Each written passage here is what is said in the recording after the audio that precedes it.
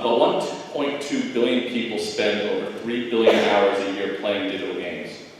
I am here today to discuss how to find and use them for 21st century teaching, learning, and assessment of that learning. But before we begin, a little bit about me.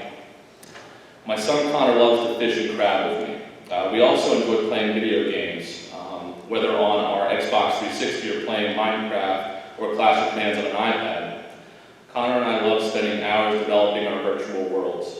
Jay McGonigal, author of Reality is Broken, would call this blissful productivity.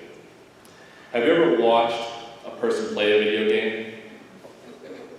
The extreme focus and concentration on their faces, the frantic manipulation of the game controller's keyboard or touchscreen, the emotions and expressions apparent in the triumphant cheers. In-game interactions are constantly challenging game players to think fast and make decisions.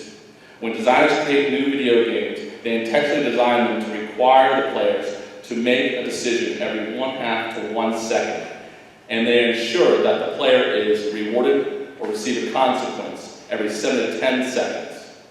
That's immediate gratification and reward. With this in mind, why might digital games be a good fit for classroom instruction? I'd like you to talk with your row buddies, even if you have to shout a little bit. Go ahead and take a few minutes and talk about this.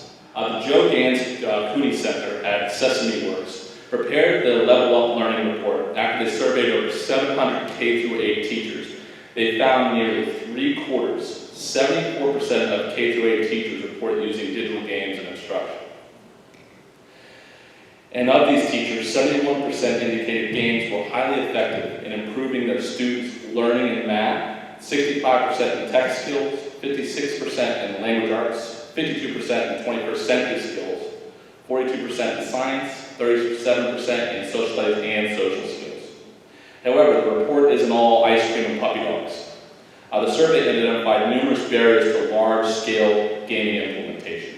I'd like you to take 2 minutes, talk with those same buddies, and try to identify what are the primary barriers to adopting digital games into the classroom. We'll share aloud in a few minutes. Go ahead. We were talking in this group of one of the barriers is that digital gaming involves so many different pieces that you're having to focus on multiple skills at the same time, which is where we want students to go. But as educators, traditionally, that's a difficult place to go. And when you see gaming in the classroom, you're typically looking at Jeopardy and those things where we're taking the gaming experience and made it very, very one-focused. So we're just answering a question, but we've made it kind of fun. Whereas if you look at something like Minecraft, you are in an expansive world where you got to figure out where you are, move your head, collaborate with others around you, problem solve, figure out what's going to come next. So many different things going in at the same time, and that's a difficult mindset shift for the culture of the classroom. Yeah, it's hard because a lot of teachers are now integrating those skill and drill games, the Jeopardy games, which are good. Repetition is an extremely good method for learning content. Especially with practice over time. So that's brain-based learning. Professor Kurt Squire, author of Video Games and Learning, Teaching in a Participatory Culture in the Digital Age, provides us with this powerful quote. It is about time educators stop being the sage on the stage and assume the role of guide on the side. Video games also possess traits that keep the player coming back for more. Researchers have identified dopamine, a neurotransmitter released during tasks involving mental challenge, as a major contributor to video games' popularity with players. The dopamine release comes each time the game provides feedback that the player's actions or responses are correct. But the gameplay must be challenging, or the dopamine release will not occur. How many of you have played Angry Birds? Be honest, come on. The Angry Birds franchise, downloaded 1.5 billion times, has over 30 million unique users logging in monthly. That's 1 million players a day. And the game teaches so many concepts.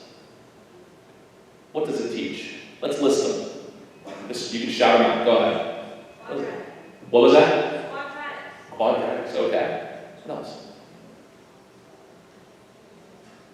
Gravity. Gravity. Newton's laws. Cause and effect. Cause and effect. Excellent. How about trial and error? Data, enumeration, experimentation.